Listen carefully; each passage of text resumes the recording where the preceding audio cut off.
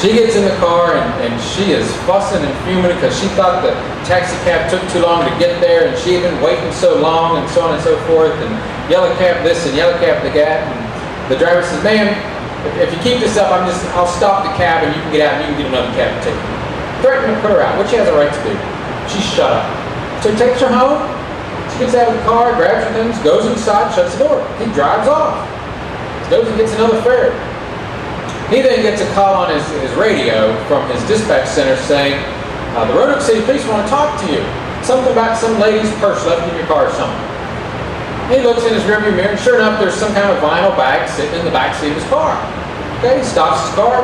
What he is instructed to do as a cab driver, he takes the bag, he puts it in the trunk of his car, gets in, and he goes on to his next fare because he already had that call. He was en route to that. And the next break he got, he took it to the dispatch center and he left it there. Well, the police, when he goes to the dispatch center, call the dispatch center. They want to talk to him. And they say, "We're investigating you for grand larceny." He's like, "You've got to be kidding. I didn't steal anything." Well, this lady says you drove off intentionally with her purse. I didn't know such thing. And she left it in the back of the car. As soon as I found it, I put it in the trunk. First opportunity I got, I brought it to the office. It's here at the office. She can come pick it up. You can come pick it up. And by the way, if you charge me with grand larceny, I'm going to sue you. Tells that to the police officer. I mean, this guy, he had no problem with telling the police exactly what he was thinking. Might have been part of the problem. He then leaves. He hung up on the police officer, by the way. He leaves, goes back out, and he's going to get another fare. On his way, he gets another call from his dispatch center saying, the police want to talk to you. They're coming to the dispatch center. They want you to come meet them there. So he turns around, goes back, and meets them. He has the wherewithal, though. He has a little digital recorder. Puts it in his pocket, and he turns it on. He gets there, and the conversation goes something like this. He gets out of the car. You hear a little beeper when you open the car door. Gets out of the car, shuts the door. "What seems to be the problem?" "Hey, you the guy I talked to on the phone?" "Yeah. Well, I don't know what's going on here, but this lady says you stole her purse." Taxi cab driver says, well, no, I didn't steal her purse. She left it in my car, just like I'm required to do. I put it in the trunk, took it back to the office, and she can come to the office and get it. Just like the Roanoke City Code requires me to do for taxi cab drivers. The officer says, "Well, I'm not saying that you did or didn't steal anything. That's not really up to me, but I just need to get some information from you. What's your name?" "Well, my name is Ray Graston." "What's your date of birth?" "Well, I'm sorry, sir. I don't give out that information. I don't give out my Social Security number to anybody but the Social Security Administration. I don't give out my date of birth. I just don't give that information out." "Well, now, sir, you're getting ready to step into an area." "Oh, what's that?" "Obstruction of justice." "Well, then arrest me. My information's on file at the office. You can get it there. Just arrest me." "Arrest me then. Are you going to arrest me?" Well, they did it. They arrested him for obstructing justice, for refusing to provide his date of birth. And as the recording continues, the whole recording is 45 minutes long, and it goes from the time he gets back to the dispatch center and interacts with the officer, through the time at the magistrate's office when the officer is testifying sufficiently to get the warrant, and then in the jail for a few minutes before they find it during the strip search when they turn it off. The only bit of information the officer ever asked for is his name and date of birth. He said, "I don't give that." The officer already had that information because before the taxi cab driver had gotten back to the office, the police officer had gone into the office and said, "What's the information on this taxi cab driver?" And the officer gave him a sheet. Name, date of birth, identifying information, everything on it. The officer already had it. So he got arrested for obstructing justice for not providing information that the officer already had. Go figure. We go to the magistrate's office, and the recording there is quite interesting because the officer lied through his teeth. He says, "Well, we got there, and he wouldn't identify himself. He wouldn't say anything. Finally got him to give me a name. Accuses Mr. Grasty of not saying I'm Ray Grasty, but saying I'm Ray Garsty.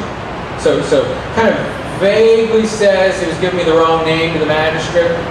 Says he never would require me the date of birth. And finally, I got from the taxi cab office his date of birth. He's got the chronology purposely out of order to make Mr. Grasty look bad. And then accuses Mr. Grasty of saying something to the effect of, and this is the way it is on the tape in front of the magistrate, I don't have to give you jack squat, blah, blah, blah, blah, blah. That's a quote from the officer to the magistrate. Well, Mr. Grasty never said anything of the sort. He said, I don't provide my date of birth, I don't provide social security number, any of that information. You can get it from the office, but I just don't provide that information. The other thing he said is, arrest me. Are you going to arrest me? Just no use arguing about it. If you're going to arrest me, arrest me. And after that, his last comment is, I'm not going to say another word until I talk to a lawyer. And Mr. Grasty was very good about that. He didn't give any information to that police officer anymore that night. He didn't give any information to the sheriff's office when he was being checked in. He didn't give any information to the magistrate. As a result, he spent 16 hours in the Roanoke City Jail for a charge that normally they would check you in, serve the warrant on you, and you'd walk out the back door in 30 minutes. He was in jail from about 1 o'clock on a Friday night, early Saturday morning, until 5:30 the next day. Now, I don't know if you've been in the Roanoke City Jail on a Friday night. Full of drunks. Drunks who get sick. Drunks who vomit. Drunks with dirty clothes on. Drunks with clothes that smell. I mean, you don't want to be in Roanoke City Jail at all, much less on a weekend. When he gets out of the Roanoke City Jail at 5:30 the next day, Mr. Grasty had some cash on him because he's a cab driver. People paying cash. When you get out of jail, they don't give you your cash back. They give you a check from the sheriff for the amount of the cash they took from you. He had no cell phone, no car, because where do you think his taxi cab is? They didn't give him the phone call, contrary to popular belief. He lives all the way on the Roanoke City-Salem line, down near National College, all the way down Melrose. It's like 5 miles to walk from here down to there. Through some pretty rough neighborhoods, mind you. On a Saturday night in January, he had to walk home. Well, we got this case to trial, and Mr. Grasty testified very well until the attorney for the city of Roanoke got up there to question him. And the city of Roanoke had a number of documents on Mr. Grasty, including his driver's license, his cab lease document, because with taxi cab drivers, they lease their cabs the way it worked. And then, as long as you pay for the lease, whatever money you get beyond that's yours. And they had a number of documents from Mr.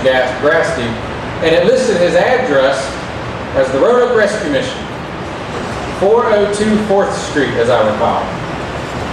And it was on a number of documents. Well, Mr. Grasty, I just told you where he lives. It's not the rescue mission.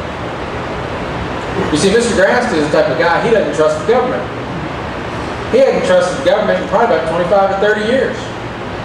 And he makes a habit of doing what he can to prevent people from being able to find him, identify him, keep track of him, so on and so forth. In fact, I don't know this for sure, but I would guess he probably hasn't filed federal income taxes for a number of years. He just doesn't want people to know where he is. And he's got a pretty good explanation for that. He is an engineer with a master's degree by trade.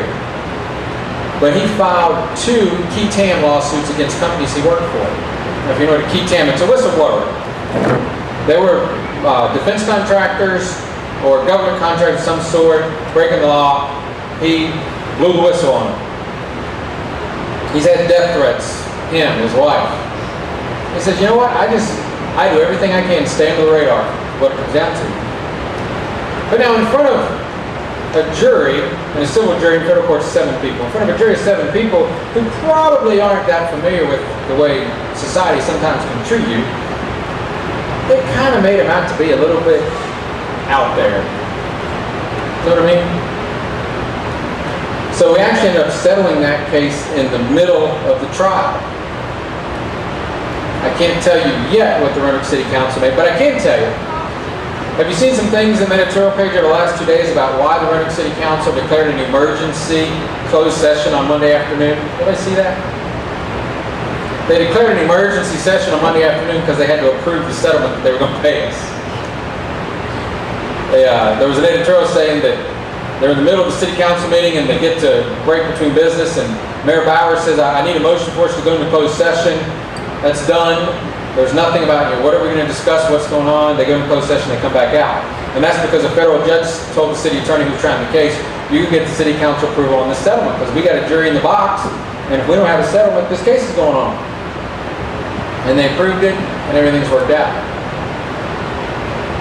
But an issue we would have had in that case, even if it had gone all the way to a jury verdict, is what are Mr. Grasty's damages? He did lose his job with the taxi cab company.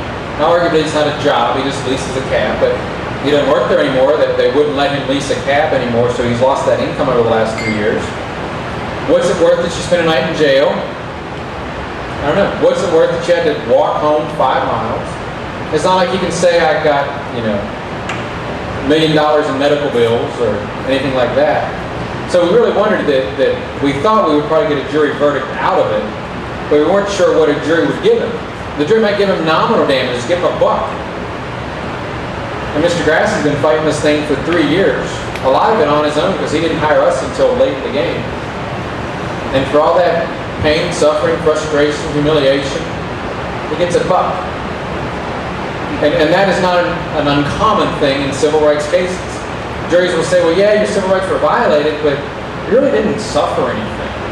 It's really not worth anything. We, as a society, apparently don't value constitutional rights, civil rights, the way I think they should be valued. Because in my mind, to violate a person's civil rights, cut off my arm, which is worse?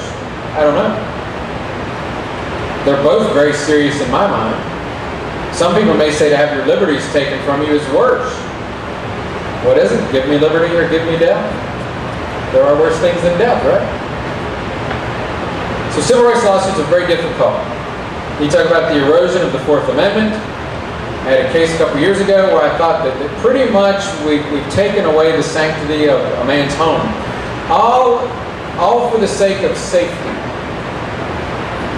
This is a Botetourt County case. What was going on, the real story that comes out after the fact is mother and father, they have 2 teenage sons. They allow the teenage sons to invite some friends over on a Friday night. Unbeknownst to the parents, the teenage sons invite not only friends, but some beer and vodka, a couple girls, and they're down in the basement. It's got a finished basement with a nice, TV room, little kitchen area. Parents go to bed. The kids are making beer runs. And about 11 o'clock, one of the neighbors across the street calls 911 and says, there are all these cars coming and going from this house. And I'm not sure if my neighbors are home, but all the cars are making my dogs bark. I really figured out at the end of the day, that neighbor, she didn't really care about the cars or the neighbor's house. She didn't like that her dogs were barking. And I guess it was keeping her awake or something. But she calls 911. Police officers come, they talk to the lady, cars coming and going, not sure if my neighbors are home. Maybe they're being robbed or burglarized, I don't know. 2 police officers from Botetourt County. This is over in the Reed Mountain area, Daleville area of Botetourt. So nice upper middle class neighborhood. The officers sit there near the house where they can watch it surreptitiously. And they watch for about 15 minutes. And there's some lights on in the house, typical lights for a Friday night, nothing out of the ordinary. It seems no real activity, no cars coming or going. And after 15 minutes, they said, it must be nothing, and they leave. Well, apparently it wasn't enough for the neighbor, because about an hour and a half later, she calls 911 again. Same complaint. Cars coming and going, not sure if the neighbors are home, who knows what's happening. Making my dogs bark. Please show up again. This time, Sergeant Wood of the Botetourt County Sheriff's Office decides he's going to go up to the house and knock on the door and see if anybody's home, get the homeowners to the door and see what's going on.